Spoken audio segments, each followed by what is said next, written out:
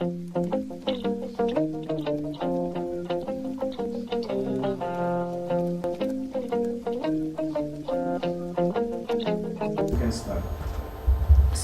my name is Claire Connor. Hi, I'm Elizabeth Fleming. Alex Hagelin. And Alex White.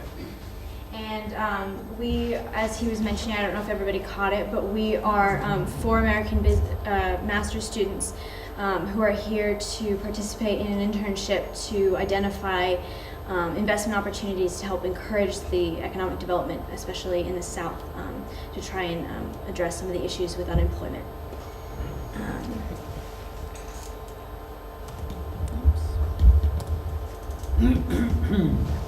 So, as you heard, we recently spent 2 weeks in Beni Khedach, which is in the Gouvernorat of Medellin in the south, and it is one of the poorest parts of the country. So we just wanted to give you a little overview of what we did there before we begin our presentation. First, we're going to talk about the fieldwork methods that we used, how we gathered our information while we were there, and what type of research we did. Then we're going to provide a SWOT analysis of the region, which is the strengths, weaknesses, opportunities, and threats that we identified in Beni Khedach. Then we are going to talk about some of the potential projects that we heard or brought to us or we identified while we were there. And then we're going to offer our own proposals for potential project ideas in Beni Khedach.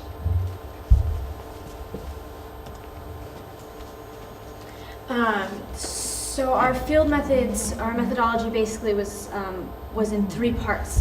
First, we did informational interviews with key figures that we identified around the region. So that included administrative personnel, people who were at the heads of associations, anybody who was already an entrepreneur in the region that would be able to assist us in identifying what was already working there, where the opportunities were, and what some potential projects would be. Along that line, we did a number of site visits to see what was already working and what the region had to offer. So we visited a number of farms, as agriculture was a big part of the projects that were there. We also visited a number of kasurs to see what the tourist market was. And then our final piece of our methodology was a general survey, which we gave out as we interacted with the people. And this is just to get the general feeling of the people who have been living in the region, who know the region best, to see what they thought were some of the weaknesses and some of the opportunities. So I will discuss some of the main actors in Beni Khedach in the region. First, there's the regional and local government. At the delegation level, Beni Khedach is one of 9 districts in the Gouvernorat de Medellin, and currently they do not have a delegate. The position is being held part-time by a replacement who is also a full-time delegate in another region. And the municipality is a similar situation. There are 2 full-time staff right now who provide permits for investment opportunities. However, there is no mayor, and they are pretty severely understaffed due to the political transitions in the region. And then there are government organizations. There's the Office du Développement du Sud, and they have identified tourism as the best way for Beni Khedach to develop economically, because they believe that tourism can be a vector for other parts of the economy. For example, if tourists come, that will improve the marketability of their artisanal goods and also their local products.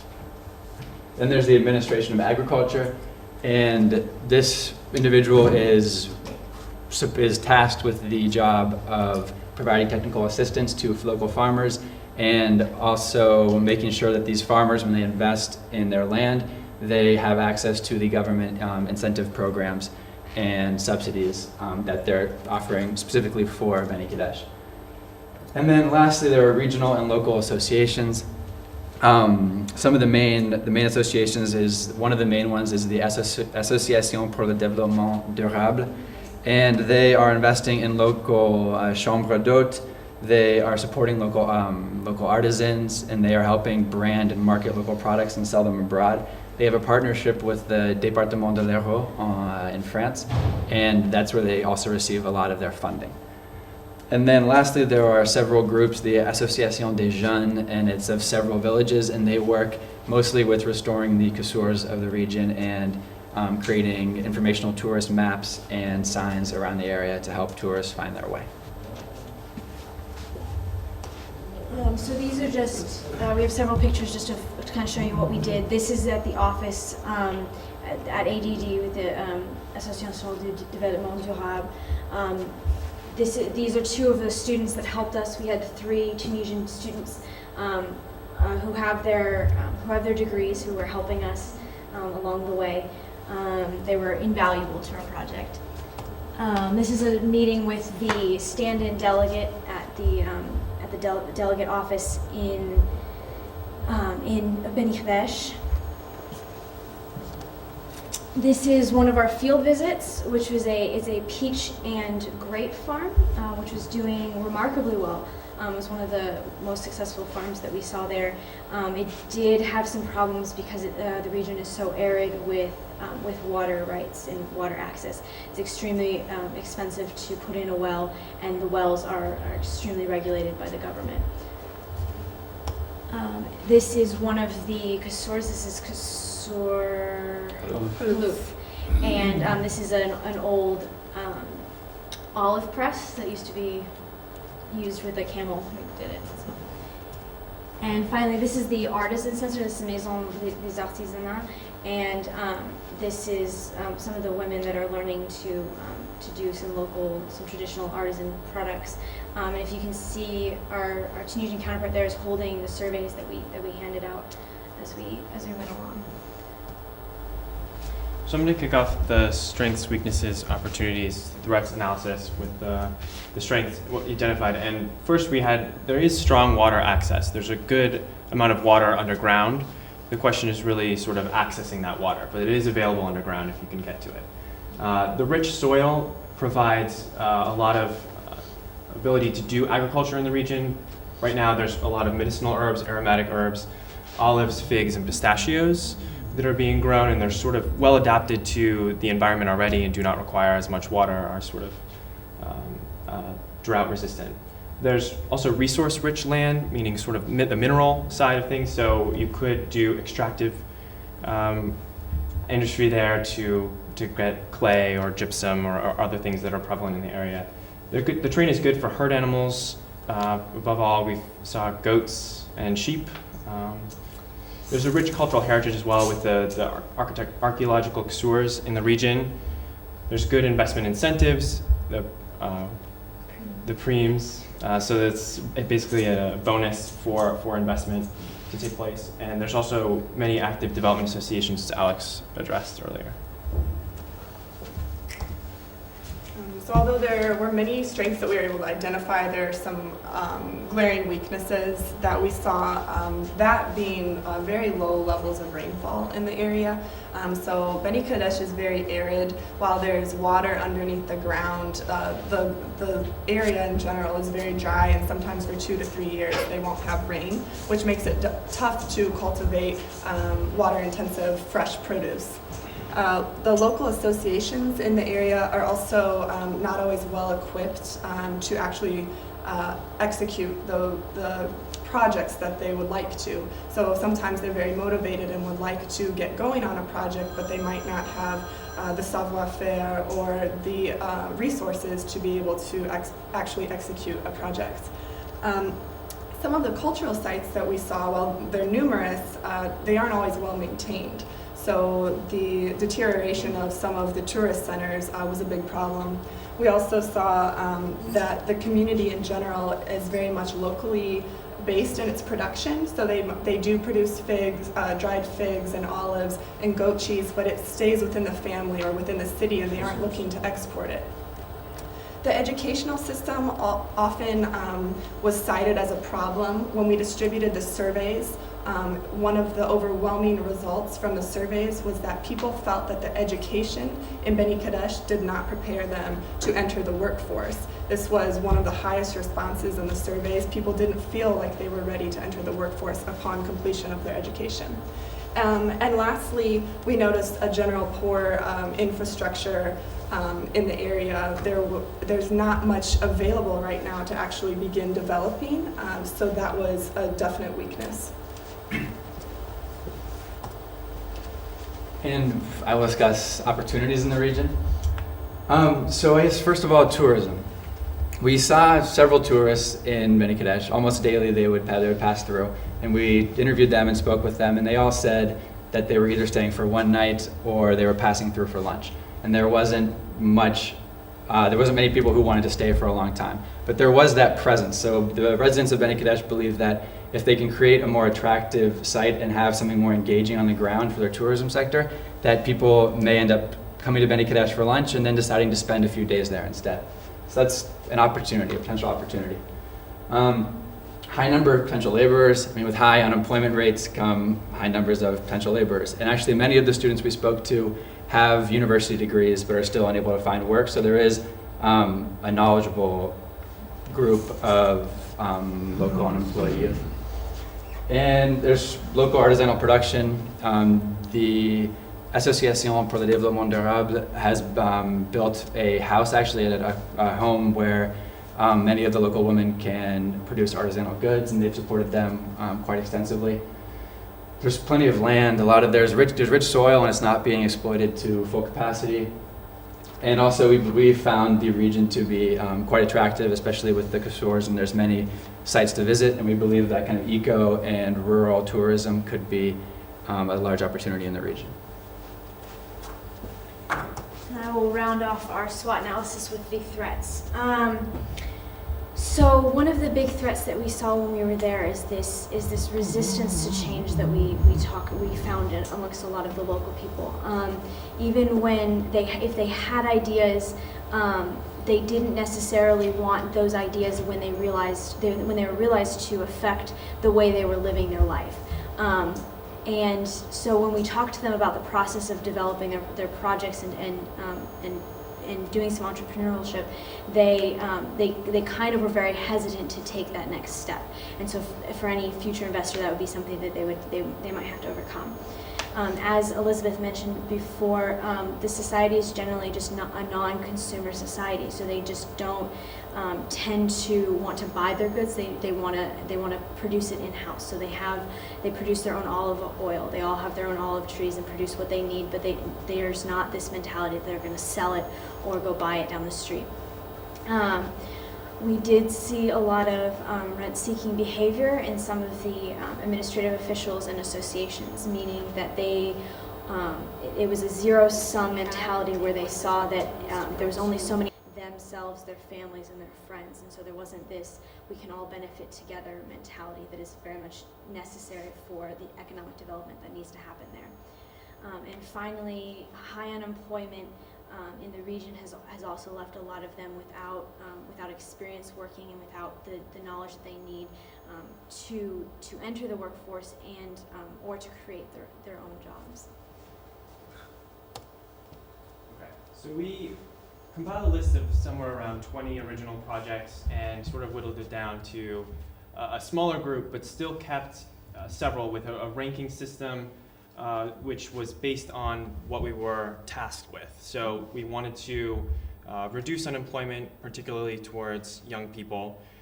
We wanted to have investment that was sustainable, economically sustainable in the environment, and also that was going to produce returns for the investor. So it was going to be profitable engagement. So what we came up with was a list of several local options. Some were provided again by people we spoke with, some were things that we identified as well.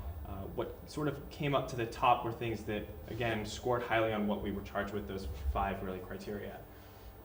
So dried figs and olive products, as we talked about, were already grown in the region. There's already a savoir-faire to know how to do that, and it's also well adapted to the water restrictions in the region. Some of the other ones fared a little less well, like extractive industry has a little less kind environmental footprint. So the water-intensive agriculture was also scored lower just because of its questionable sort of long-term environmental impact. So we have a very detailed ranking of those in the report that we compiled as well. So those projects that Alex just talked about were projects that maybe some of the locals brought to us, or we heard about, or we were able to identify. But after we heard and did all of our research, we sat down and tried to brainstorm some ideas that we thought would be very likely to benefit Beni Khedach, and we came up with 3 of them, one in agriculture, one in industry, and one in tourism. So the first one that we want to present as a potential project proposal is the commercialization of goat products.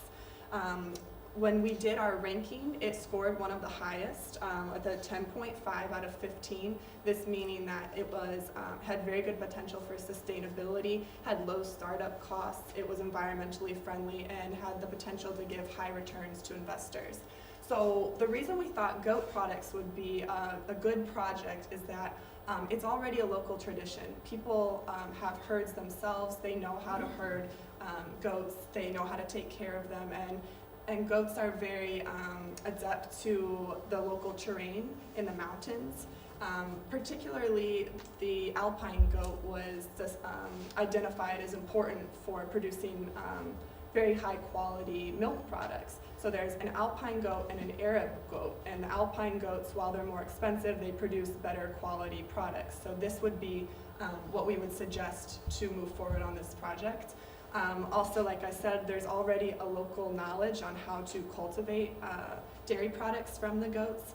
And we believe that if this idea were actually pushed further, there would be a potential to produce very high quality products that often are in very high demand in foreign markets, especially in Europe and in the US, where goat cheese, goat milk, and we also heard about goat ice cream could be very important and bring a high return to investors if this project ever got off the ground.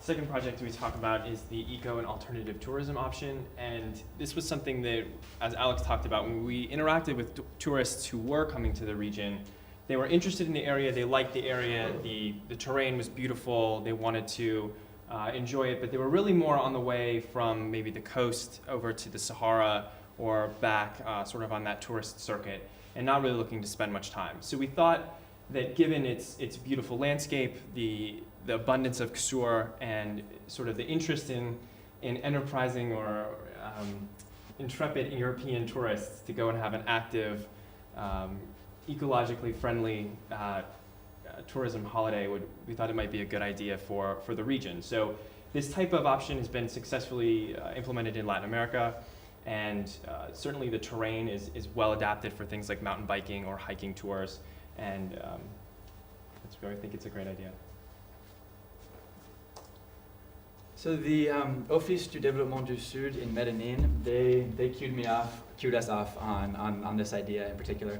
They're very excited about the possibility of solar energy in Beni Khedach, in the region of Beni Khedach. And I mean, obviously it gets a lot of sun, it's environmentally sustainable, and it would reduce Tunisia's dependency on foreign oil and foreign energy sources.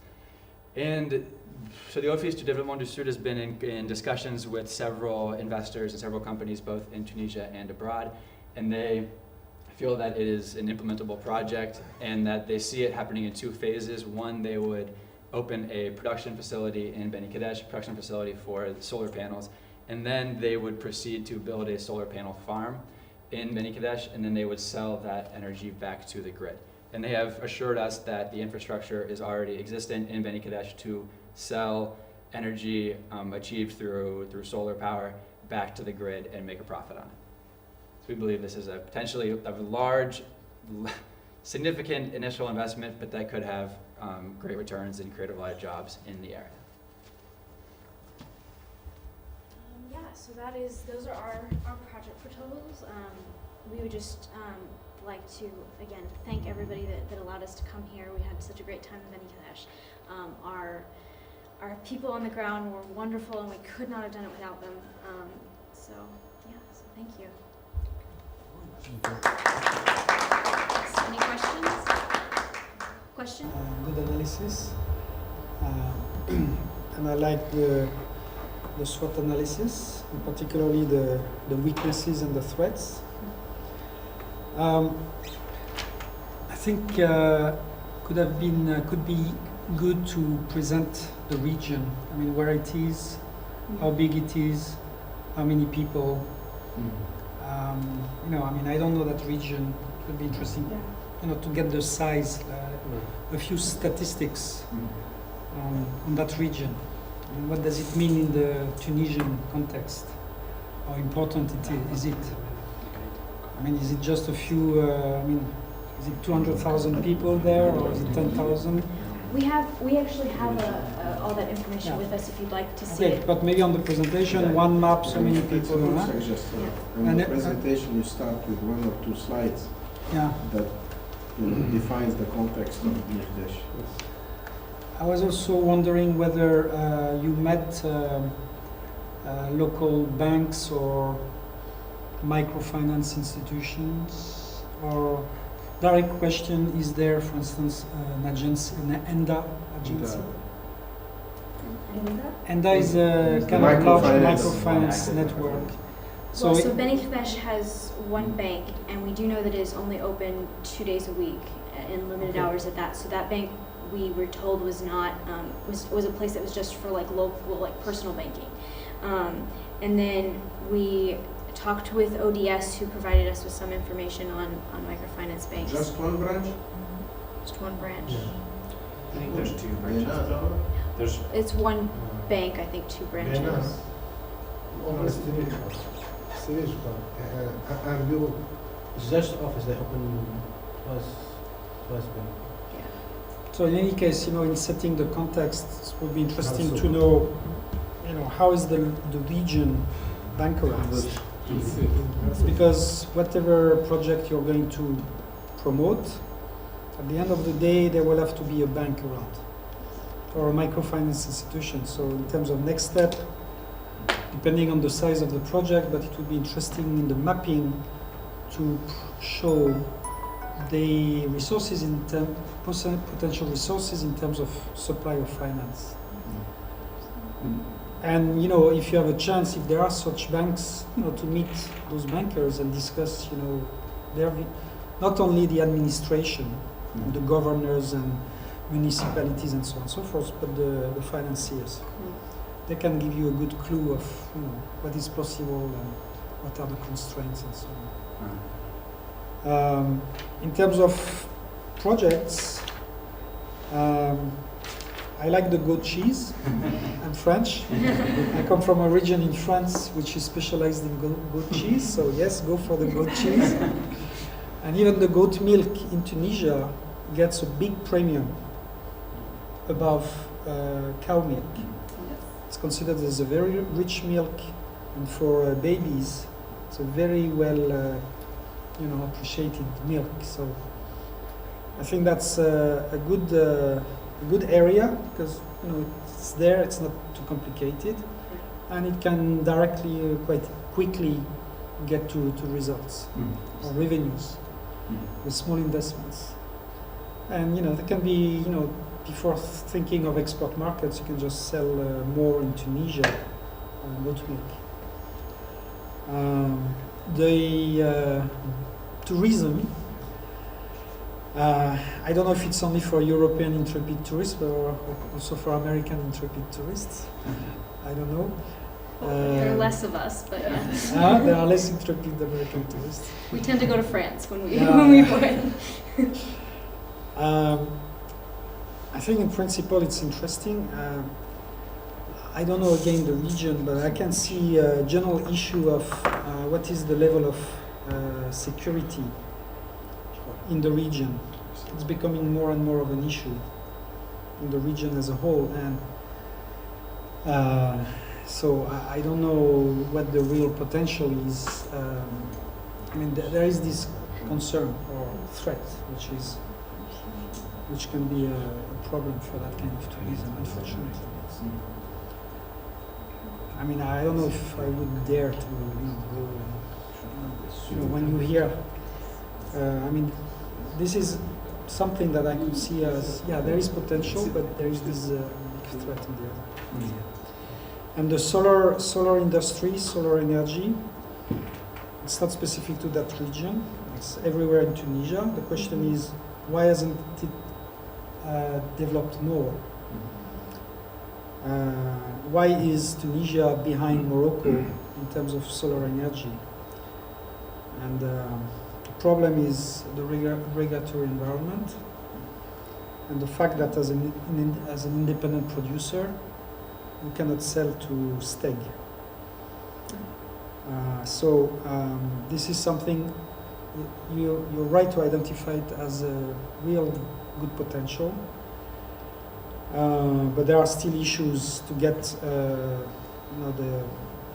national grid to promote private producers of electricity. But hopefully that can be resolved very soon. And if and when it's resolved, that should unleash a lot of potential in the country. But great job. Thank you. Thank you.